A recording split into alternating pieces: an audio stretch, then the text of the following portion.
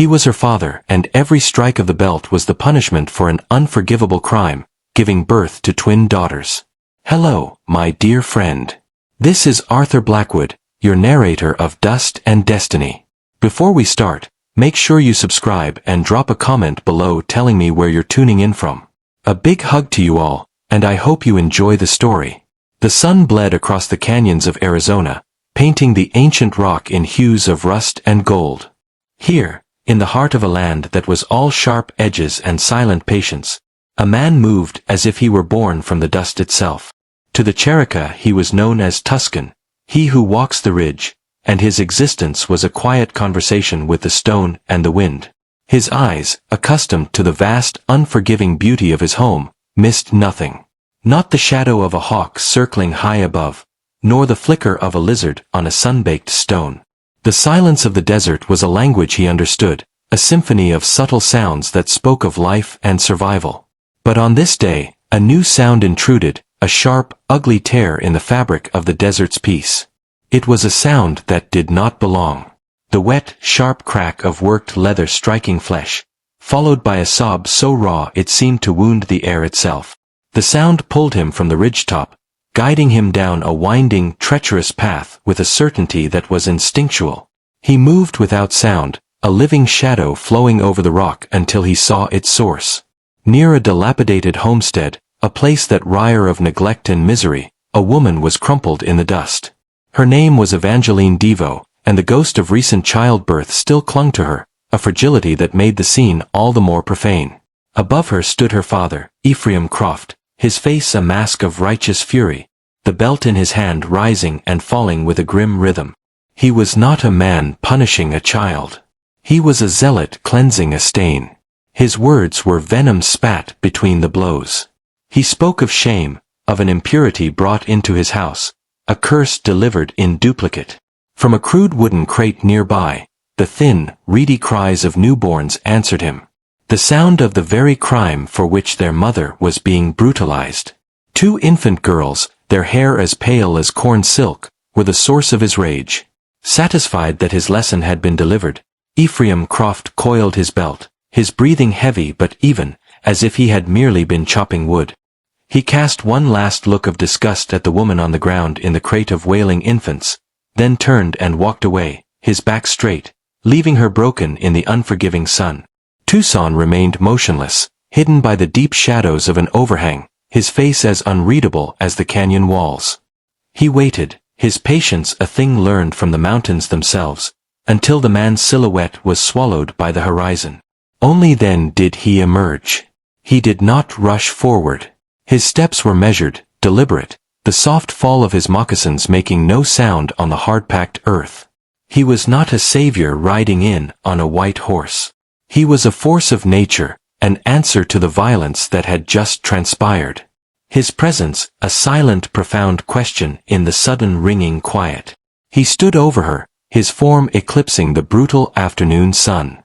Evangeline flinched, curling into herself, every muscle tensed for another blow. Her mind, clouded by pain and exhaustion, could only register the shape of a man, and a man was a harbinger of pain. But the blow never came. Instead, a water skin, old and worn smooth, was placed gently on the ground beside her. He made no sound, merely retreated a few steps, giving her space, his silence and invitation. Thirst, a desperate, clawing thing, eventually won out over fear. Her hands trembled as she reached for it, her eyes never leaving his. He remained still, a figure carved from the very rock of the canyon. His gaze not upon her, but upon the horizon, affording her a sliver of dignity. After she drank, his gaze shifted to the crate where Annalise and Isabel's cries had weakened to exhausted whimpers. With a slow, deliberate movement, he approached it, his hands, which could have snapped a man's neck, reaching for the rough hune wood with a tenderness that defied belief. He lifted the crate, as if it contained the most fragile of treasures. Then he turned back to her, and offered his hand. Terror weared with a desperate, burgeoning hope. She had never known a man's touch that did not seek to control or to harm. Hesitantly she placed her bruised fingers in his palm. His grip was firm, a steady anchor, and he pulled her to her feet with an economy of effort that spoke of immense strength. Yet he was careful not to aggravate her injuries. The journey was a blur of sun-shed rock and thorny brush. He led her away from the homestead, deeper into the labyrinth of canyons, where the trails vanished to all but the most knowing eyes. She stumbled often, her body a vessel of agony, but each time his arm was there to steady her, his presence a silent wall between her and the unforgiving terrain. He carried the crate with the infants in one arm, never jostling them, his movements fluid and certain. They arrived at a place that felt like a secret held by the earth itself. An alcove carved deep into the sandstone by millennia of wind and water was hidden behind a curtain of desert willow. Inside the air was cool and still. It was a wound in the rock, a place of healing. He laid the babies down in a patch of soft sand and turned his attention to her. He gathered water from a seep deep within the cave, washing the blood and dust from her cuts with strips of clean cloth he produced from a leather pouch. His touch was methodical, impersonal, yet profoundly kind. He moved through the desert landscape, gathering leaves and roots she did not recognize, crushing them between two stones to create a dark, fragrant pus. The sting as he applied it to the open wounds on her back and arms was sharp, but it was a clean pain. A pain that promised to mend rather than break. The first day bled into the first night. The pressing issue became the cries of her daughters. They were hungry. Their small bodies demanding what she and her weakened state could barely provide. As dusk settled, Tucson slipped out of the alcove and vanished into the blue twilight. A fresh wave of panic seized Evangeline. He had saved her only to abandon her to a slower, more agonizing fate. She clutched her daughters, her heart a cold stone in her chest. But just before the moon crested the canyon rim, he returned. He was not alone. He led by a loosely tied rope of woven yucca fiber, a shaggy-haired nanny goat, its eyes wide and wild. He had not hunted. He had understood their true need. He cornered the animal in a small recess, speaking to it in low, soothing tones in his native tongue, his hands moving with a hypnotist's calm until, impossibly, the creature allowed him to milk it into a small clay bowl.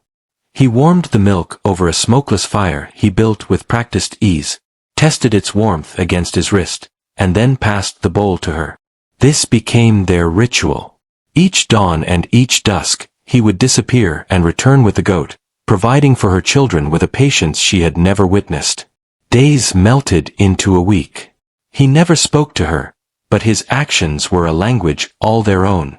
He carved tiny, intricate figures for the girls from scraps of ironwood, a coyote, a hawk, a deer. He would find patches of sunlight at the cave's mouth and place them there to sleep in the warmth. And every night as she and her daughters slept inside the protective darkness of the alcove, he would sit at the entrance, a silent silhouette against the stardust sky, his vigil a promise more powerful than any words. Evangeline watched him, this strange, quiet man. She had been taught that his people were savages, but the only savagery she had ever known had come from her own blood. This man's hands were calloused and scarred, yet they had never once been raised in anger. They had mended her wounds, fed her children, and kept watch over her. The terror that had lived in her soul for so long began to loosen its grip, its sharp edges smoothed by the steady, silent rhythm of his care. In its place, something bewildering and fragile began to grow. A quiet, unshakable sense of peace. The moon cycled from a silver sliver to a round knowing eye and back again. The gashes on Evangeline's back faded into a lattice work of pale scars, a permanent map of her past. Her body, once frail and trembling, grew stronger with each sunrise, nourished by the rabbit and quail Tucson provided, and the quiet, uninterrupted peace of their sanctuary. The twins, Annalise and Isabel, thrived. Their cries were no longer thin and greedy, but full of vigor, their eyes bright with a curiosity that had never been dimmed by cruelty. A silent, gentle rhythm governed their days. Tucson would hunt and stand watch. Evangeline would care for the children and maintain their simple home in the rock, and the wild goat would appear at the edges of twilight, a faithful, miraculous provider. But the modern world, with its needs and its artifice, could not be held at bay forever. The last of the salt was gone. The swaddling cloths she had fled with were worn to threads, and she longed for a sliver of soap, a simple comfort that felt like an impossible luxury. She knew she could not ask her silent protector for these things. They were not of his world. The decision hardened within her. She would go to Providence. She owed it to her daughters and to herself to not be entirely dependent on his charity. She explained it to him one morning. Her voice hesitant from disuse, the words punctuated by gestures toward the worn blankets in the empty salt pouch. He listened, his dark eyes watching her face, his expression unchanging. He did not argue or question. He simply nodded once, a gesture of acknowledgement, of respect for her will. Before she left, he pressed something into her hand. A small, perfectly cured fox pelt, its fur impossibly soft. It was a gift of immense value, a way for her to trade without begging. The journey to the town of Providence felt different this time. The sun was still hot, the landscape still formidable, but her fear had been replaced by a quiet competence. She knew the taste of the water from the seep, the shade of the mosquite trees, the path of the sun. The desert was no longer a place of desolation, but a landscape she was beginning to understand. Providence, however, was a world built of straight lines and sharp corners. The neat clapboard houses, the stark white steeple of the church, the dusty main street. It all felt alien, a place of rigid order after the fluid organic chaos of the canyons. Eyes watched her from behind lace curtains. Women stopped their conversations as she passed, their whispers following her like a chill wind. She felt the familiar cloak of shame settle back onto her shoulders. Inside the general store, the air was thick with the smells of coffee beans, leather, and lye soap. The storekeeper was a man with a pinched face and weary eyes who looked at her as if she were a stray dog that had wandered in from the heat. His politeness was a thin, brittle veneer over his disapproval. She was laying the fox pelt on the counter when the bell above the door jingled, announcing the arrival of Martha Wetherbe and her companions. Martha was the preacher's wife, a woman whose piety was her sharpest weapon. Her eyes, the color of faded denim, swept over Evangeline, taking in her patched dress, her sun-darkened skin, and the undeniable fact that she was alone. "Evangeline Croft," she said, her voice dripping with a cloying sweetness that didn't reach her eyes. "We had all heard such terrible rumors. To see you here, it is a relief." The women with her murmured in agreement. "But where is your father? And you have children now, I hear, twins?" The question was a scalpel disguised as innocent curiosity. The store fell silent. The storekeeper pretended to be busy organizing tins on a shelf. In that moment, Evangeline was no longer the woman who had survived in the desert. She was once again Ephraim Croft's shamed daughter, a fallen woman on display. The pity in their eyes was more scalding than her father's rage. It was a judgment that condemned her not for any sin, but for the very fact of her existence, for daring to live and bring new life into the world without the sanction of a husband and a church. She could not breathe. The walls of the store seemed to close in, the weight of their righteousness of physical force. Leaving the salt and the cloth on the counter, she turned and fled, the fox pelt forgotten. She didn't stop running until the last rigid line of Providence had dissolved into the hazy distance. The journey back was a desperate flight toward safety. With every step that took her deeper into the canyons, she felt the suffocating grip of their judgment loosen. When she finally saw the familiar curtain of willow that hid their alcove, a sob of profound relief escaped her. The desert did not judge. The rocks did not whisper. The wind did not care who her children's father was. It was a raw, wild, and dangerous place, but it was honest. She had gone to town, seeking the comforts of civilization, but she found only a prison of whispers and scorn. She returned to the canyon with the unshakable knowledge that her world had been turned inside out. The desolate wilderness was her sanctuary, her only true home, and the silent, watchful man who lived within it was the only soul who had ever looked at her and seen not a sinner, but a survivor. The quiet rhythm of their life, so hard-won and fragile, was broken not by a man, but by the sky itself. It began subtly, a change in the quality of the light, a coppery, ominous sheen that coated the rocks. The air grew heavy and still. The usual hum of insects falling silent as if the desert were holding its breath. Tucson, who had been skinning a rabbit, suddenly stopped, his head lifting to read the signs. Evangeline couldn't see. His movements became economical and swift. He gestured for her to gather the children and their few belongings. His urgency a silent alarm bell. He led them deeper into the alcove, into a narrow fissure at the back she had never explored. It opened into a smaller, higher chamber, a pocket of safety in the heart of the mountain. No sooner had they settled into the close darkness than the world outside exploded. The wind came first, a physical wall of sand and grit that screamed through the canyon. Then came the rain. It was not a cleansing shower, but a biblical deluge, a solid sheet of water that struck the earth with the force of 1,000 hammers.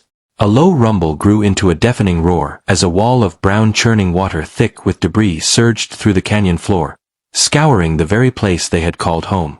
In the suffocating dark of the upper chamber, Evangeline's own fear was a roaring flood. But the terrified cries of Annalise and Isabel anchored her. While Tucson braced his body against a cluster of loose rocks near the entrance to their cramped haven, she focused on her daughters, humming a tuneless lullaby, shielding their bodies with her own, her voice, a tiny, defiant threat of calm against the storm's violent symphony. This was her trial, her battle to fight, and she would not fail. The storm passed as quickly as it came, leaving behind a world remade and utterly devastated. The familiar landscape was gone, replaced by a treacherous terrain of slick mud and freshly exposed sharp-edged rock. The curtain of willows that had hidden their home was torn away, leaving them exposed. But the most devastating loss was discovered at dawn. The nanny goat was gone. Tucson found the tracks at the edge of the floodline, unmistakable even in the mud. The heavy paw prints of a mountain lion, and the frantic scattered hoof prints of its prey. There was no struggle, only the story of a swift, silent end. The living miracle that had sustained her children had vanished. A cold, sharp despair, the likes of which she hadn't felt since her father's last blow, pierced through Evangeline.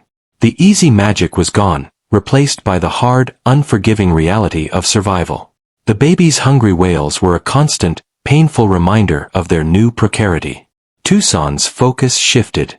He now spent his days tracking, his hunts longer and more arduous, returning with smaller game, not enough to provide the rich milk the infants needed. He worked tirelessly to create a thin, nourishing broth for them, a desperate stopgap against starvation. Watching him, seeing the lines of exhaustion deepen around his eyes, Evangeline knew she could no longer be a passive ward. She had to contribute. She began to walk the scoured canyon, her eyes searching the ground, not in fear, but with purpose. She looked for the plants she had seen him gather, her mind replaying his movements. She found the tough, starchy yucca roots he had once dug and roasted. She identified the tart, hardy berries that grew in the shelter of the rocks. Her offerings were meager at first, a handful of roots, a few berries, but they were something.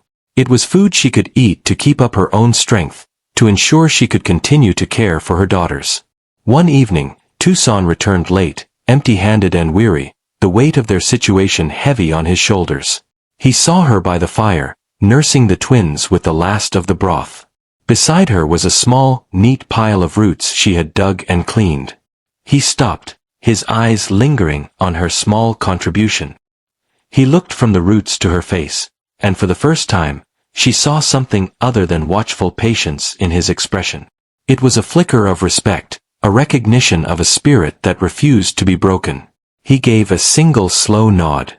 In that silent gesture, everything shifted. They were no longer the rescuer and the rescued. They were partners in a shared, desperate struggle. The canyon was still a dangerous, unforgiving place. But she was no longer a stranger within it.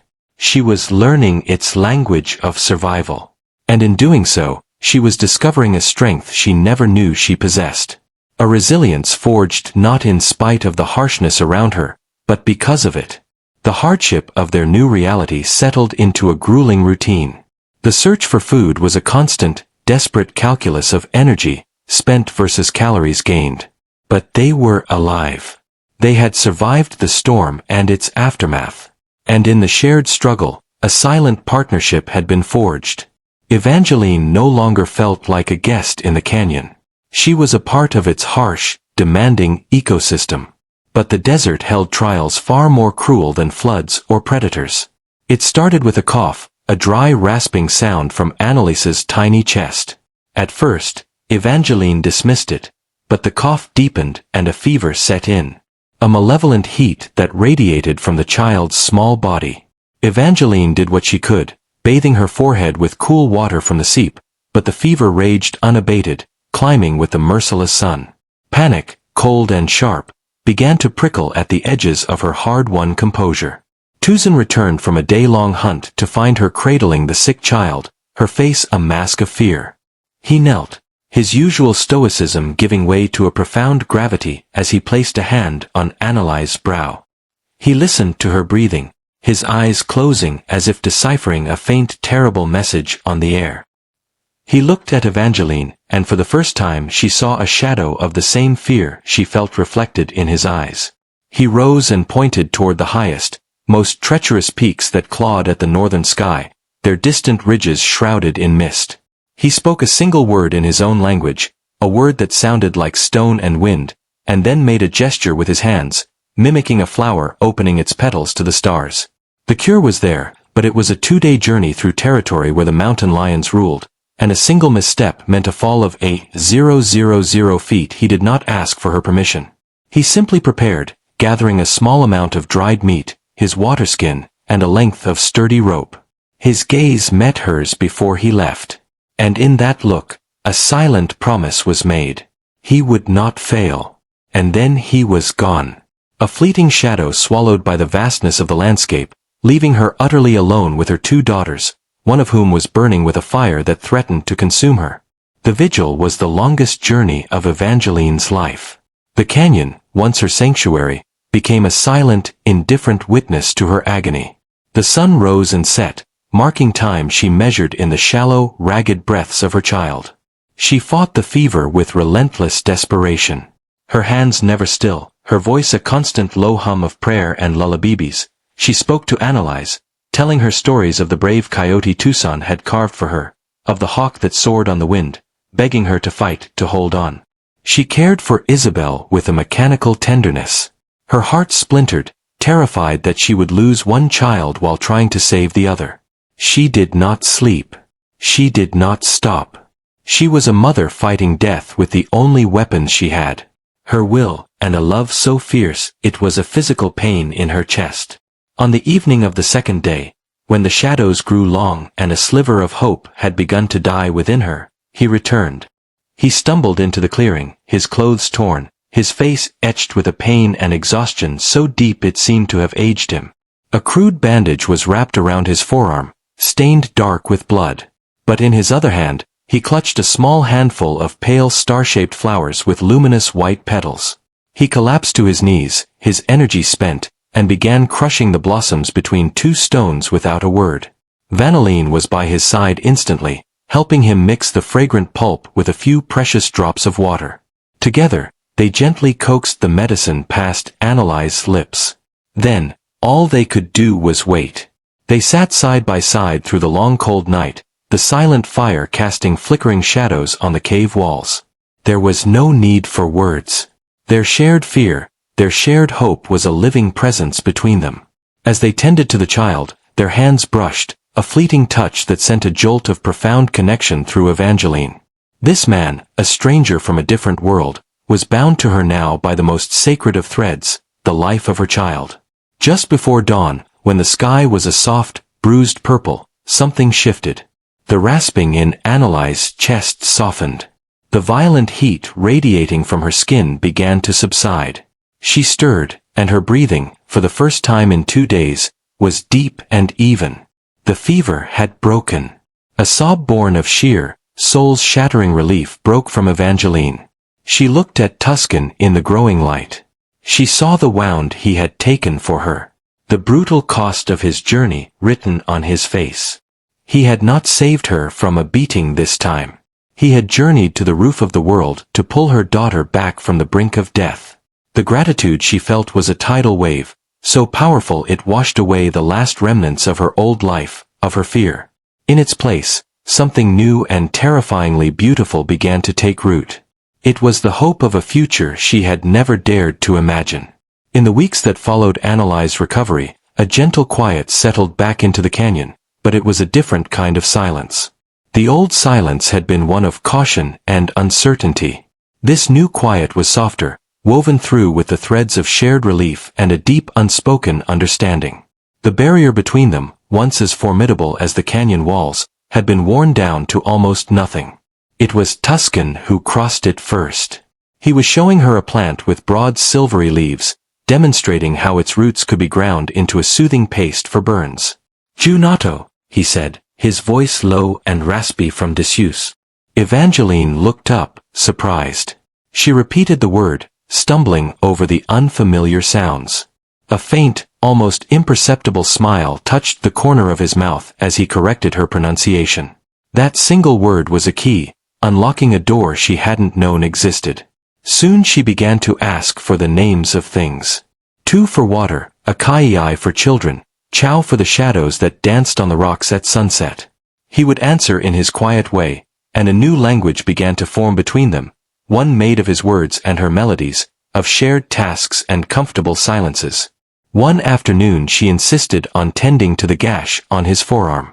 The wound was healing cleanly, but the bandage was crude. He sat still as a statue and allowed her to wash it, his muscles tense beneath her touch. Her fingers were gentle, her movements full of a reverence and gratitude that went far beyond the simple act of nursing a wound. As she worked, she felt the rigid wall of his solitude, the immense self-reliance he carried like a second skin, permit her entry. In that moment, she was not just mending his flesh. She was acknowledging the sacrifice he had made, a debt she could never repay, but would honor for the rest of her life. Their lives became more deeply intertwined. He taught her how to predict the weather by the scent of the air and the shape of the clouds. She showed him how to weave the tough fibers of the yucca plant into soft, durable cordage.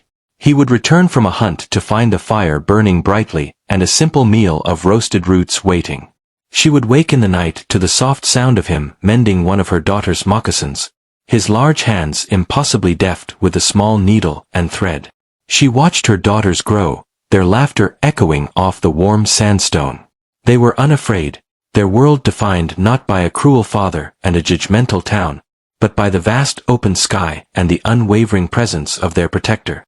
A joy so pure it felt like a betrayal of her past began to bloom in Evangeline's chest. She had come to this desert as a refugee, broken and shamed. But in its harsh embrace, she had found not just safety, but a sense of belonging she had never known. This wilderness was her home.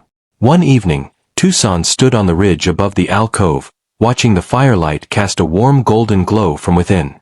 He heard Evangeline's voice, soft and clear, as she sang a lullaby to the twins. It was a simple, sweet melody that spoke of green fields and gentle streams, a world away from their reality of rock and sand. Yet, the sound was not out of place. It had become part of the canyon's song. He realized that the solitude he had once cultivated as a shield had become a hollow thing. The quiet footsteps, the soft singing, the children's laughter. These sounds had filled a space inside him he hadn't known was empty. He was no longer just a man who walked the ridges alone. He was the guardian of a life, a home. The peace was so complete, it felt sacred and therefore fragile.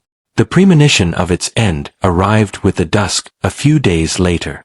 Tuscan returned from a wide patrol of their territory.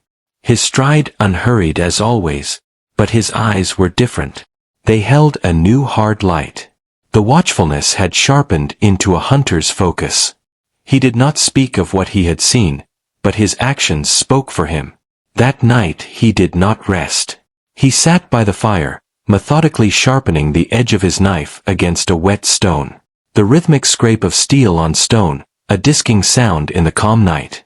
He re-wrung his bow, testing its tension again and again. The brief season of peace was over. Something was coming. The world she had fled had remembered her name. The rhythm of the knife on the whetstone was the only sound in the canyon for 2 days. It was a sound that scraped away the soft edges of their peace, leaving only a raw, nervous tension. Evangeline found she couldn't settle, her ears straining to catch any sound that was out of place, her eyes constantly scanning the ridge lines. The sanctuary had begun to feel like a cage.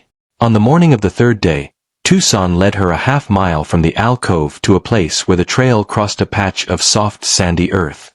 There, etched into the dirt, was the clear, sharp print of a shaw horse, and beside it, the deeper impression of a man's boot. It was not the mark of a wandering prospector. The tracks were deliberate, part of a searching circular pattern. He looked at her, his dark eyes holding hers, and she did not need him to speak. Her father's will was a relentless thing, a poison that had seeped out of Providence, and was now seeping into the cracks of her new life. The world outside had not forgotten her. It was actively hunting her. The days that followed were a blur of tense preparation. The canyon was no longer their home. It became their fortress. Tuscan worked with a silent, grim purpose, transforming the landscape into an extension of his will. He showed her a new escape route, a treacherous hand-over-hand climb to a narrow ledge hidden high on the cliff face. He piled loose stones near the main approach to their camp, a natural alarm that would announce any intruder. He was a screen of dried brush and willow branches, concealing the entrance to their alcove so perfectly it seemed to vanish into the rock itself. He was not preparing for a battle. He was preparing the terrain to fight for them. Fear, a cold and familiar companion, returned to Evangeline. But it was different now. It was not the passive, helpless terror of a victim. It was the fierce, sharp-edged fear of a mother protecting her young. Her daughters' lives were the stakes, and her fear was fuel for a resolve she had never known she possessed. The threat arrived on a windless, scorching afternoon. Tucson was gone, scouting the lower canyon. When the scrape of a boot on stone echoed from the trail below, Evangeline's heart seized. She snatched up her sleeping daughters, her movement swift and silent, and scrambled back into the dark fissure at the rear of the alcove, the very place they had hidden from the flood. She pressed herself into the cold rock, her body a shield over her children, her hand held ready to clap over a mouth at the first hint of a cry. She heard a man's voice coarse and complaining. Nothing here either. The old man's chasing ghosts. She recognized the voice. It was a ranch hand named Miller. A man who had worked for her father. A man who had often watched her with a cruel amusement in his eyes. Her blood ran cold. He was close. So close she could hear the jingle of his spurs, the creak of his leather gun belt. Isabel stirred in her arms, her small body arching as she began to wake.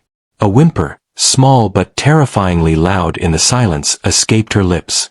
Panic absolute and suffocating clawed at Evangeline. She pressed the baby's face gently into the soft flesh of her shoulder, muffling any sound, and began to hum, a low, desperate vibration that was more a prayer than a melody. She felt the baby relax against her, her own heartbeat a frantic drum against her ribs.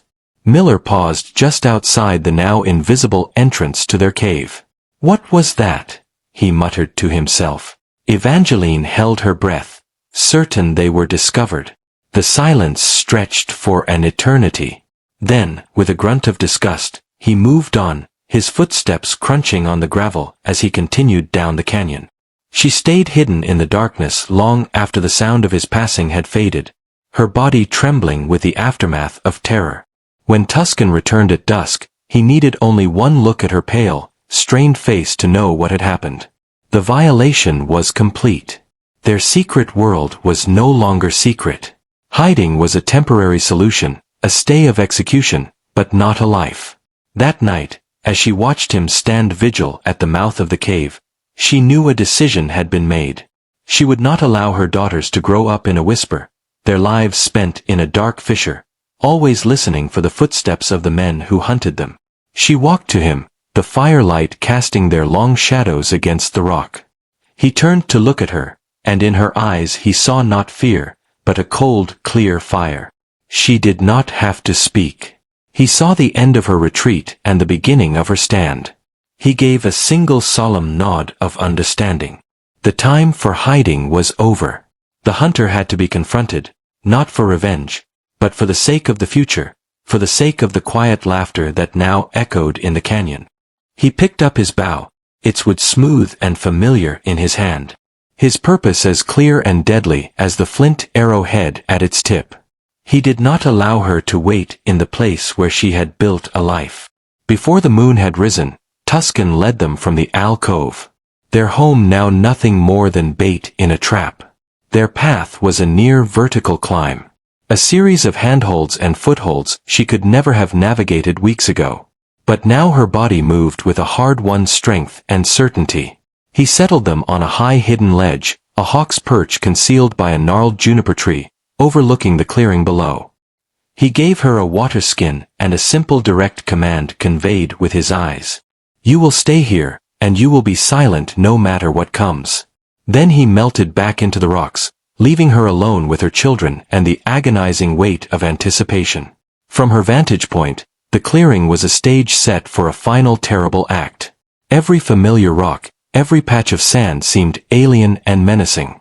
The waiting was a silent scream in her soul. She held her daughters close, their warmth a fragile anchor in a sea of fear. The sun was high and brutal when they arrived. Her father, Ephraim Croft, walked into the clearing as if he owned the very stones. His ranch hand Miller trailing a few paces behind. Ephraim's face was not flushed with anger. It was pale and set with the cold, unshakable certainty of a zealot. He carried his rifle not as a tool for hunting, but as an instrument of judgment. Evangeline. His voice was not a plea, but a command. The same voice that had haunted her nightmares for a lifetime. Come out and face your redemption. The time for hiding in filth is over. When the answer came, it was not from the cave. Tuscan stepped out from the deep shadows of the opposite canyon wall, appearing as if he had materialized from the rock itself. He was not between Ephraim and the cave, but between Ephraim and the trail out, a silent, deadly gatekeeper. His sudden appearance was so jarring that Miller took a startled step back. For a long moment, there was only the sound of the wind.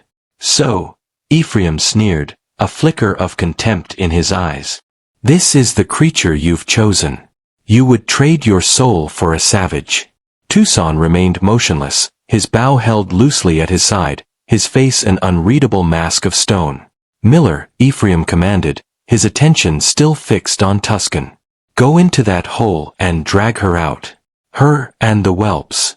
Miller hesitated, his eyes darting from his employer to the silent Apache warrior. But Ephraim's will was absolute. With a nervous gulp, Miller began to circle toward the alcove. He took 3 steps before his boots snagged on a thin, nearly invisible cord of yucca fiber stretched taut across the path. Above him, a carefully balanced scree of rocks and gravel, held in place by a single keystone, gave way. The resulting rock slide was not an avalanche. It was precise, controlled, and brutally effective. It swept Miller off his feet, his cry of alarm cut short as his leg was pinned beneath a tangle of heavy stones, his rifle clattering away, its stock shattered. Ephraim stared, his mouth agape at his incapacitated man, then swung his rifle up, aiming it squarely at Tuscan's chest. You will pay for that. This land will be cleansed of you. Tuscan did not raise his bow. He simply stood, his feet planted, his gaze locked with Ephraim's. And in that gaze, Ephraim saw the totality of his miscalculation. He saw a power that did not come from righteousness or rage, but from the earth itself. He saw a spirit as ancient and unforgiving as the canyon. A man who was not merely living in this wilderness, but was an extension of it. He saw the absolute certainty of his own death, not as a possibility, but as a foregone conclusion should he pull the trigger. There would be no fight. There would only be a conclusion. Ephraim's civilized fury, the burning conviction that had carried him all this way, withered and died in the face of that primal, unwavering truth. The barrel of the rifle trembled. His knuckles were white. For a moment, his pride wared with the stark animal instinct for survival. Survival won. With a choked sound that was half sob, half curse, he lowered the rifle. Damn you, he spat, the words tasting like ash in his mouth. Damn you all to hell. He turned then, and without a backward glance at the moaning trapped man he had brought with him, He stumbled back down the trail, a broken man fleeing a battle he had lost before it had even begun. Tuscan watched until his shadow was gone. Only then did he move swiftly and efficiently to the rock slide. He dislodged the stones pinning Miller's leg, not with gentleness, but with a detached competence. "Go," he said, his first and only word of the encounter. Miller, groaning in pain, scrambled to his feet and hobbled away, a living message to the world that this place and this family was protected. A moment later, a calloused hand appeared on the ledge above Evangeline. She took it and he guided her down the cliff face. In the soft light of the new morning, she stood in the clearing, now peaceful again, and looked at the man who had faced the monster of her past and had not yielded. He had not killed him with an arrow, but had defeated him with a strength so profound her father could not even comprehend it. A wave of relief so total and overwhelming it left her weak washed through her. The ghost that had hunted her for so long was finally gone. Banished not by violence, but by the unshakable stillness of a guardian. The past was dead. For the first time, she was truly free.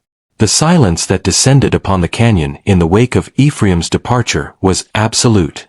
It was the silence of a fever that is finally broken, leaving the world quiet, clean, and utterly changed. Evangeline felt it in her bones. A profound peace that was so complete it was almost disorienting. She was free.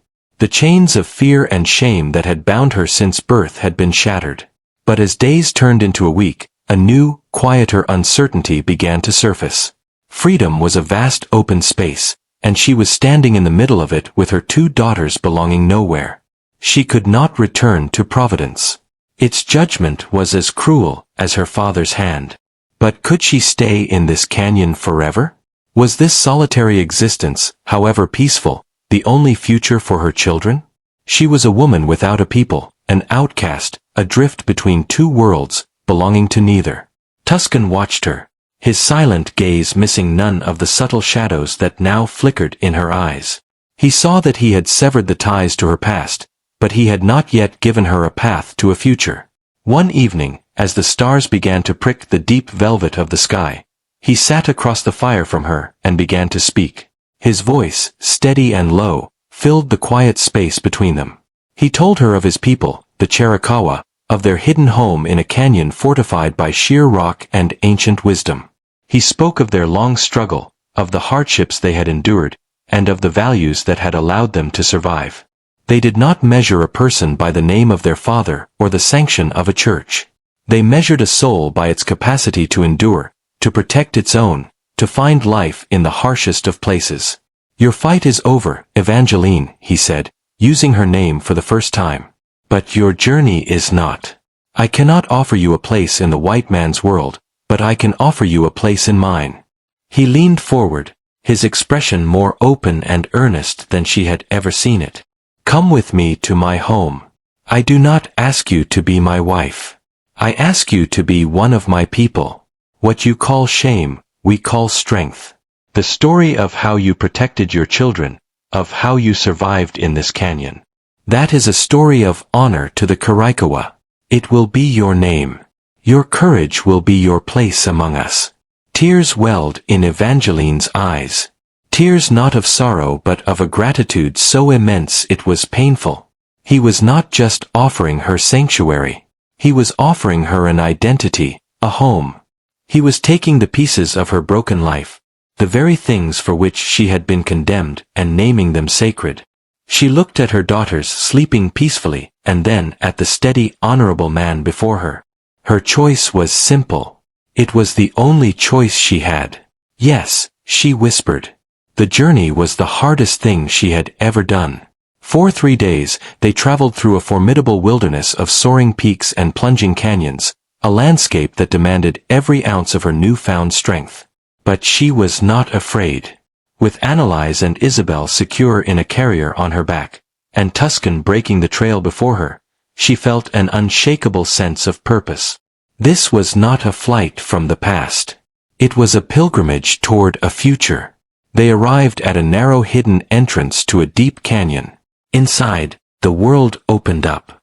It was a vibrant, bustling village, shielded from the outside world, filled with the sounds of life. Evangeline drew her daughters closer, her heart pounding as curious eyes turned toward her. Tucson did not lead her to a private dwelling. He walked her directly to the center of the village where a council of elders sat in the shade of a great rock overhang.